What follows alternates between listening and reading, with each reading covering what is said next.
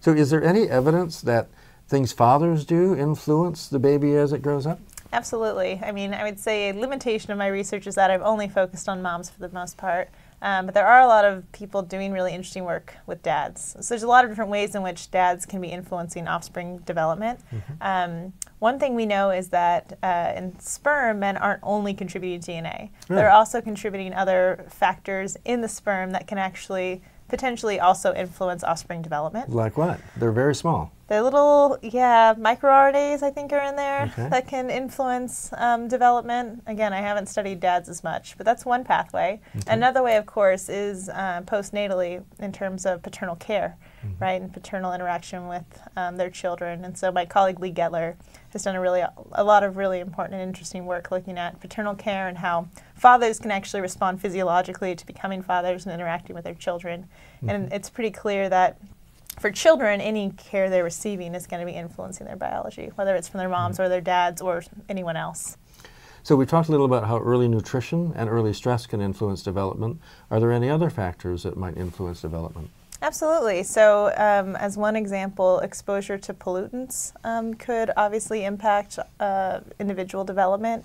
And from the perspective of social gradient health and understanding how social inequalities create health inequalities, if you're a poor, socially disadvantaged individual, you're more likely to be living in an environment perhaps where you're going to be differentially exposed to I've seen graphs of how far you live from the expressway and your rate of lung disease. Absolutely. And it's really dramatic. Absolutely. And the more poor people live close to the expressways. So. Absolutely. So you might expect that growing up in those environments could have even worse impacts than moving to those environments in adulthood.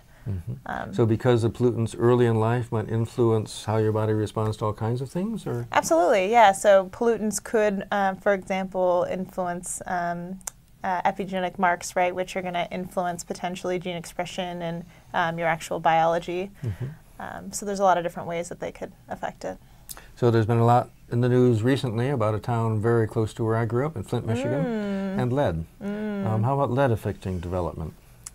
Yeah, you know, it's not something I've studied much. So I know that lead has a lot of cognitive behavioral impacts on children. So I would expect that there's probably a lot of other things that we're not even measuring lead yet, similar to lead, that could be impacting children's development. And so it's just a good example of how, you know, obviously people are being exposed to that and no one thinks to measure it. So just think of all the other things that we might be getting exposed to that we don't think to measure. Right.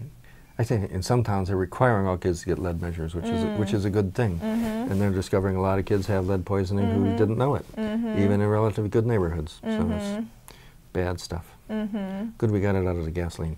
Yeah, and paint, I guess. Yeah. But that's another thing too. You hear about people in substandard housing, where a lot of times the paint, it just gets covered up with new paint, and so then as the paint chips off, kids can get exposed to, you know, lead paint chips from 50 years before. So I did a renovation on a porch in my house back in Michigan, and I thought I'd be very careful and take off the paint using a blowtorch, so there weren't any chips or anything. And I started doing it, and then I decided to ask Google about it. And it turns out that the very best way to get lead poisoning is to burn the paint off and inhale the lead vapors. So I didn't keep doing that.